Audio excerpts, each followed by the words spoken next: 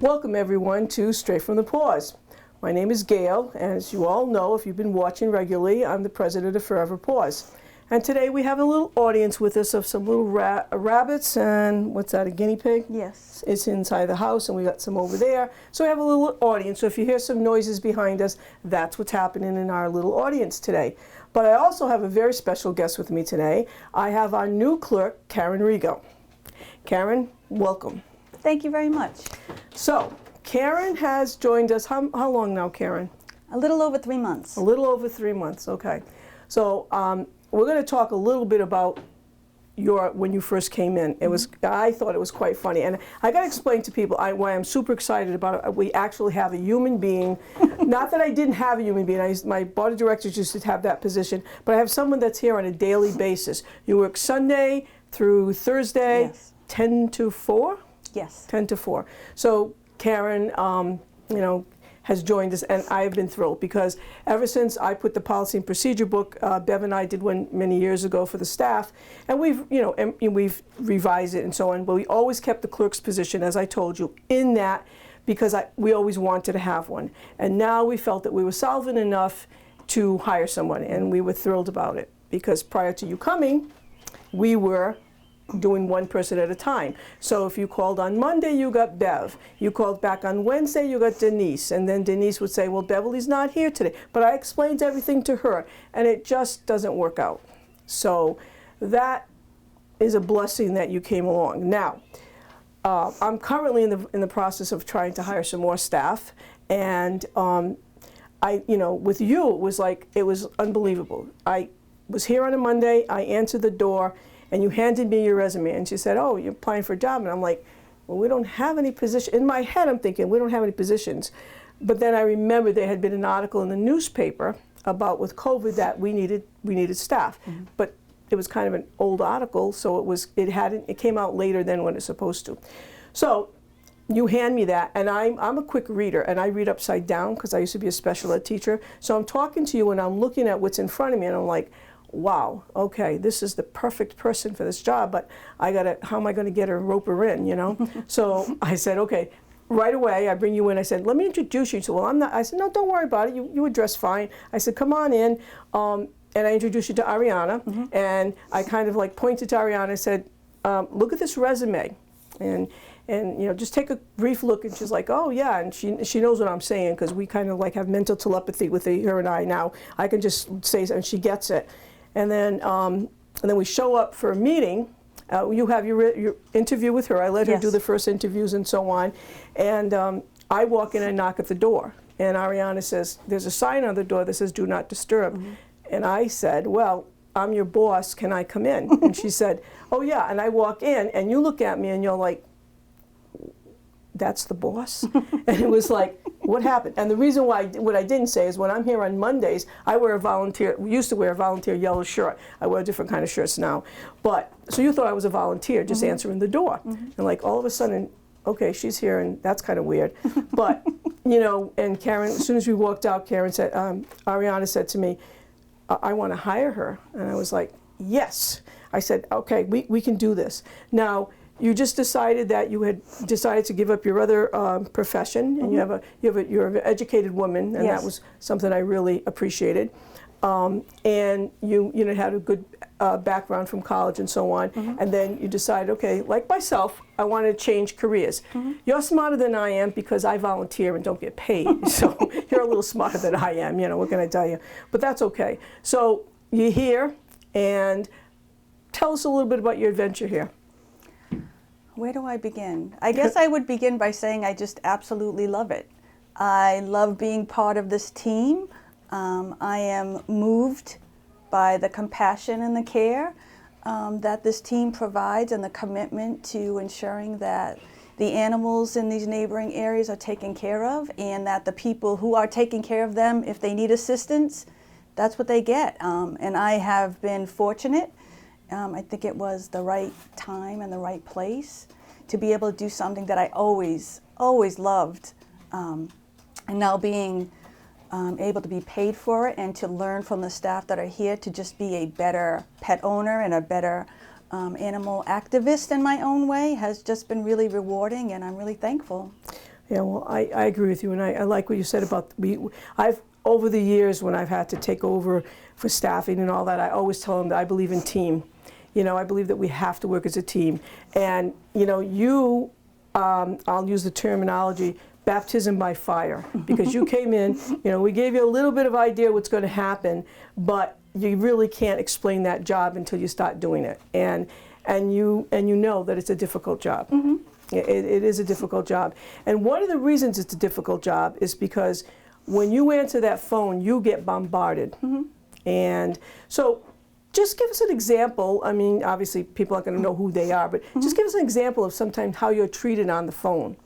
I think it's a challenge, and people don't understand because it's an emotionally charged conversation. People are calling, maybe they have lost an animal that they care about, whether it's a stray or it's an animal that they care for in their home. So when they call, they can at times be defensive around some of the questions that may be asked, and it's just to gather information. It's just to have an awareness that I can share with the team around, do we have this animal? Has anyone called about this animal? So it can be a challenge at times trying to communicate and have a conversation, as opposed to maybe people being so emotionally charged that they misunderstand, or there's a miscommunication that elevates how they feel.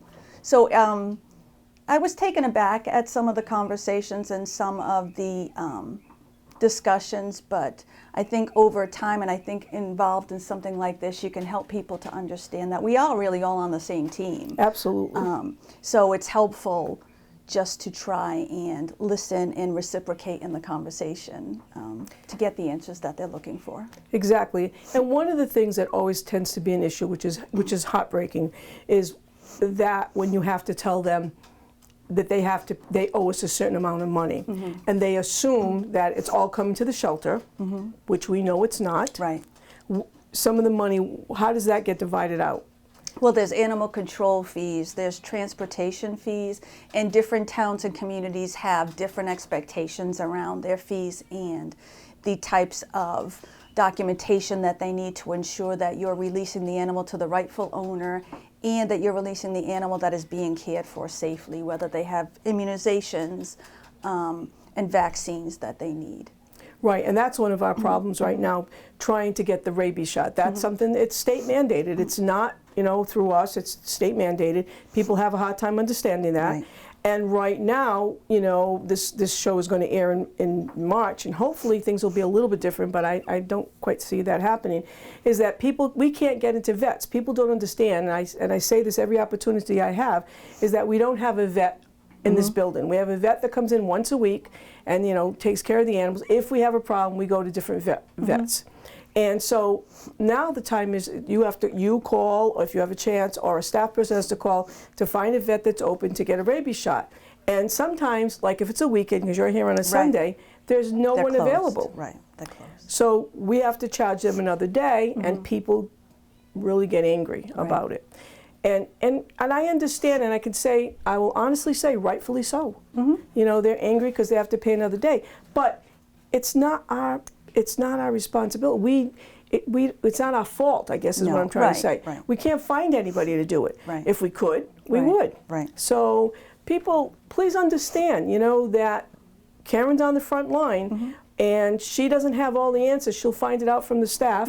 She'll find out what's going on. But the money is not coming all to Forever Paws. No. And you have to understand that. And there is the challenge of some cities and towns want money orders or cash, and that's just an expectation that people have to follow. There isn't a right or wrong about it, but it just is the expectation of that town or that community.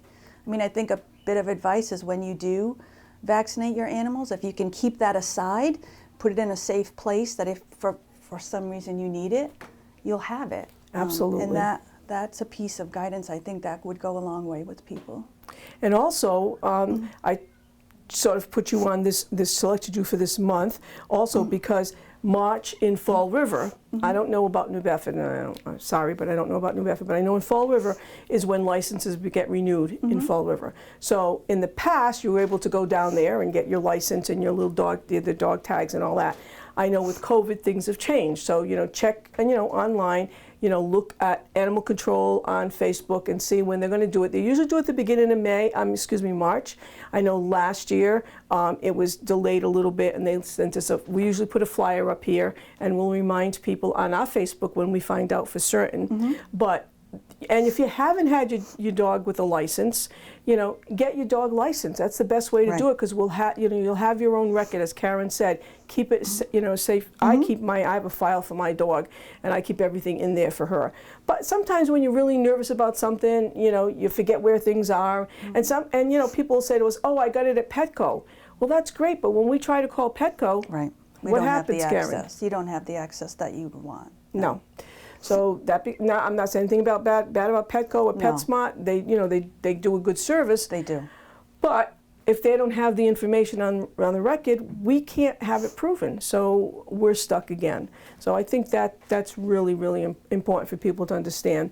Also, right from the start, Karen, she said she'd been here approximately 3 months, and kind of in jest, I said to her, "We're going to have a parade. Would you like to join us?" And Karen said, "Sure." And I was like, "Really?" And she's like, I said, it could be snowing, it could be raining, it could be anything. Would you like to join? And you joined us for the children's parade. It was a great time. It was a great time. Yeah, we stayed out a little bit too long, in my opinion, but it was a good time. It was. It was nice for you to just kind of, get to talk to people too. You walked one of the dogs. Yes, I did. You walked one of the dogs, so you didn't have to hand out the stuff that we were giving away, which was kind of fun. But you can see that, we had a couple of board members that were out there too. Yes, yeah. And a fundraising committee member, and Karen, and then a couple of our staff members that were off. They came and they walked some, the dogs too. And so that's what I like about this place. We support each other. Yes. You haven't had the opportunity. Now I know you have animals at home, but sometimes you have to take dogs home. An animal come in, they're really sick, and they'll say, "We need to get this dog, out of the building for a day or two." And the staff will say, "Okay, there's nobody around. We'll take the dog home. We'll take the cat or whatever home." And everybody works hard. And one of the things that I've been, Ariana and I had said last month, and it's held true, you're not here for the money. You're not here for the money. You're here because you want to be here and you want to make a difference in an animal life. When we first came in here, I said to Lucy, "Oh, Lucy, I'm really allergic to all these animals." And she said, "Well, we'll get them out of here." And I'm like, "No, they can stay." And I am, I've said this on the show before, I have a lot of allergies. Why am I here? I'm not quite sure sometimes, but I think it is for the animals. It does my heart good when I see, especially the ones that are most difficult to get adopted, and we get them adopted. And I'll never forget Rudy, that was in my foster home for like over 9 months, almost a year. And Rudy was helped out by New England Dog Training. Bill took her aside, and then finally we found a woman that, God bless her, took Rudy home. And and you think the animals forget, right? You think, well, they're in a new home, they forget you. Well, I wasn't. Let's just say Rudy and I, we tolerated each other at the house. He wasn't really too happy with me most of the time. But Bev, who was sort of his alpha person, I mean, she really liked Bev. So about, I don't know, Rudy came to visit, but then about 8 or 9 months had gone by, and then Rudy came back, and I went out the door and I saw the woman, and I, at the moment, can't think of her name. She was out there with the dog, and she said, "Is Bev here?" I told her I'd bring Rudy by, and I said, "Yeah, just a minute." And I saw Rudy, and Rudy looked at me, and Rudy was like, "Yeah, I don't want anything to do with you." And I said, "Oh, okay, nice to see you, Rudy." And I walk inside, and I get Bev. That dog just saw Bev come out the door. The owner let go of the leash. That dog ran to Bev, jumped into her arms, and started kissing her face. Yeah. And it brought tears to my eyes, because it was such a perfect moment. She hadn't seen her in months, and she still remembered her. Yeah. So, and it makes you feel good to know that they really, truly remember you, and we do a good thing here. Absolutely. We do a really good thing here. We try so hard to make things work for people, and It doesn't always work, but No, you know, no. we do the best we can. Now, what other part of your job do? You answer the phone. You're the phone person. Yeah, I file some applications. I'll call people. So a lot of people who may be watching, we've spoken. Hello, and I've congratulated people on being selected to adopt a certain animal, or that their application has been approved to choose an animal that they may want to bring home. I've also been asked. I've walked dogs on occasion because I just enjoy it. So on my lunch break, I'll take a break, or I'll come in a little early and help out with some of the animals if the staff need it, or even if they don't. I just enjoy the interaction. So I've done that. I also schedule appointments, cancel appointments. I take questions if people have questions or just need general information about certain services. If I don't have the answer, I'll find the answer and I'll call back as soon as I can. So slowly I've learned to do other things and enjoy learning new things. So anything that's needed, I'm absolutely thrilled to do.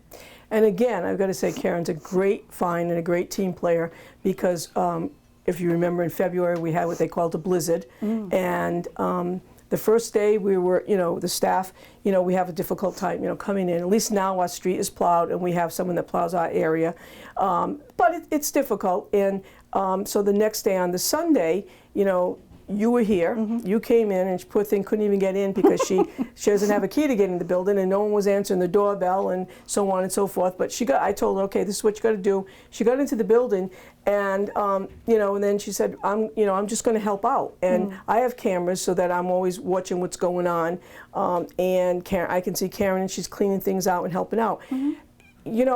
You weren't asked to do that. You just decided, I'm gonna help them out. There was only a couple, we didn't have a full staff that day, and she just pitched in and helped. That's what this is the goal that I've had for so many years. I think I told you, last year, 2021, was our 25th anniversary. We still have our sign up, and I've been doing it for 24 years.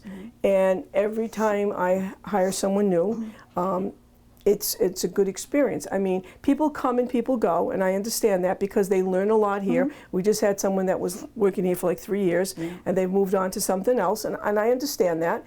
Right now you can go work at McDonald's for $16 an hour and get free hamburgers and French fries.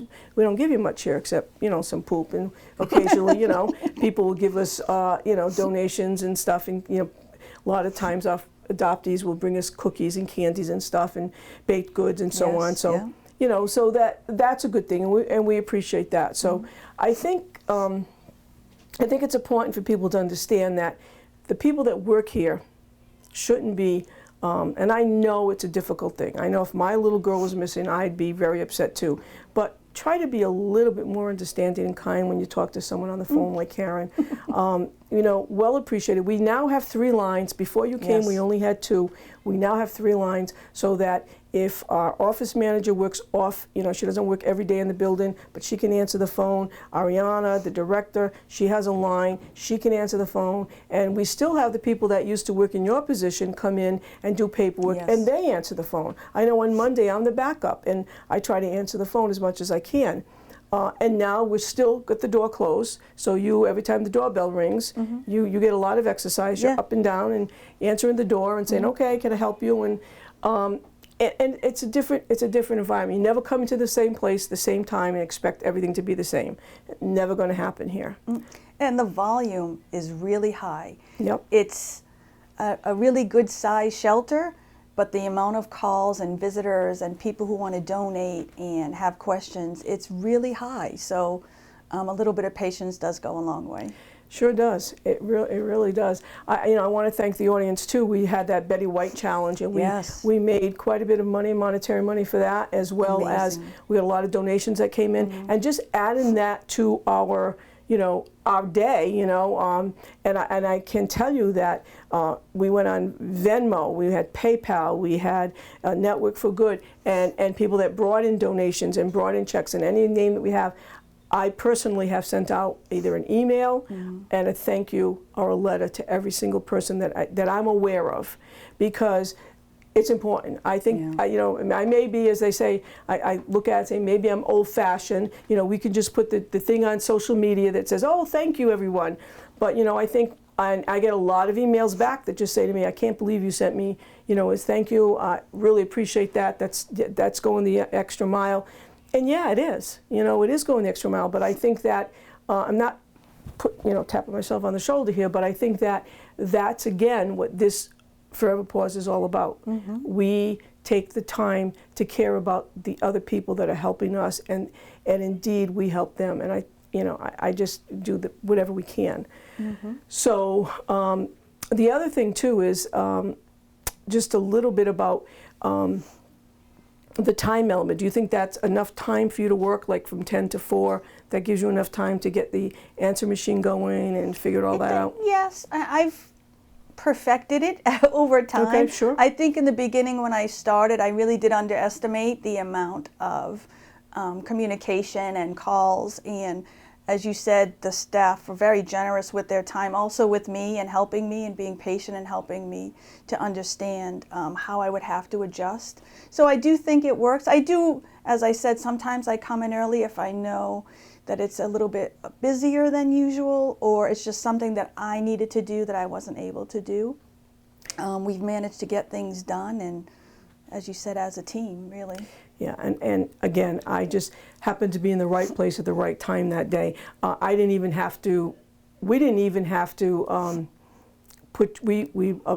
go on Indeed, so that for jobs, and we didn't even place that job on Indeed. You were the one and only candidate, and it was like lucky me. Lucky really us. Lucky me. I'll tell you, lucky us. I was like, wow, this is like.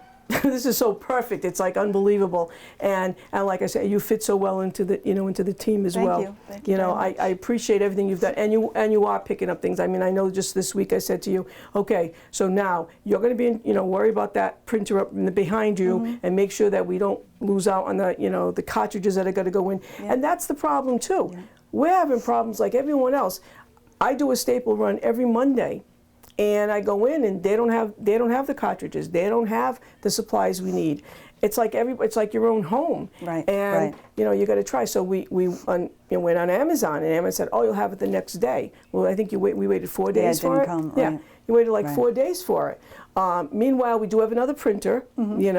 So we have a couple of printers in the building. But again, we're a small organization. Right. We can't afford a big printer. People have asked me, why don't you look into having one that you rent? Well, we looked at the price and all that. It just wasn't feasible for this small business. Sure. In comparison to other businesses, but for us it wasn't feasible. So we do it this way. But now we've added to Karen. We say, okay, Karen, now you're responsible for those, up front, because the machine will tell you, like I said, like magenta, you're losing out on magenta, so you'll know ahead of time. If we don't have it, give us a call and we'll take care of it. So we'll give you a little bit more supplies and some of the paperwork that you're working with. Yes. Yep. We'll give it to you. You work on it, and you say, oh, we're missing out. We use modern printing. We call them up and say, okay. And I always say this on the show, I believe in going local, because shopping local is important to me personally, and for the shelter I think it's also important, because like I just went and picked up that box for you. I walk in, I say, hey Marco, how's it going? Okay, wait a minute. And he goes in back, so gives me my thing. I said, hey, Happy New Year. And he looked at me. I said, Marco, I haven't been here since before Christmas. He said, wow, it's been that long? I said, yeah. He said, wow, okay, going to see you soon. I said, I'm sure. And you walk out. So it's a nice feeling. It's a nice feeling to work with everyone here. Now, the other thing too is we have a lot of supplies that come in. A lot of supplies that people just bring in, and sometimes we just don't have the room for it. Unfortunately, we don't have the room. But I noticed by your desk there's a couple of crates or something that we're giving out packets when people leave now. It's been a really nice idea by the staff. So what the staff have put together are little goodie bags for specific animals. There's treats, there's toys, collars and leashes, and any little thing that we find that we know that the animal will enjoy, and it will also help the adopter as they transition into their home. There's little packages of food and certain treats that they may like. So it's been a really nice process for all of us, and we all kind of contribute and work together to, I'll let staff know if an animal is being adopted, and they work to put that together, and I think it's been received really well. I think people really enjoy it. That's great. I noticed that Ariana had asked me if she could, get some thank you bags, and the ones she had gotten were too small. Then she got the bigger bags. So that's where it's coming from. Yeah, it's and been a great don't hit. think that we're giving away your donations, folks. That's not the point. What's happening is we're very blessed that PetSmarts. Yes. They give us products that they would normally just throw into a dumpster, which is really kind of sad. They will just get rid of the products, and whether it's all brand new stuff, it's stuff that might have been in clearance that they don't want. Yes. Like we just recently got in December, January, we get the October stuff. When Yes. they're cleaning out, Halloween. getting ready. Right. So they just give it to us. And we used to have a little thing by the office manager's desk, free items. But then, it still started to grow. So Ariana said, let's try doing this. And it seems to be working out. It really has been. And they're happy because you see the people taking it. Yes. Yeah, That's they giggled. I mean, it's a nice, unexpected Sure. surprise in addition to the animal that they're bringing home. And we enjoy it too, so I know the That's animals nice. will. That's great. Well, as I said to you, this goes by very quickly. And we're just about done. I want to thank you for being here. Oh, thank you. I speak for the entire staff when I say we thoroughly enjoy having you working with us. I hope it's going to be for many, many years, and I really appreciate it. Thank you. Thank you very much. You take care. Thank you. That's it, folks. Thanks very much.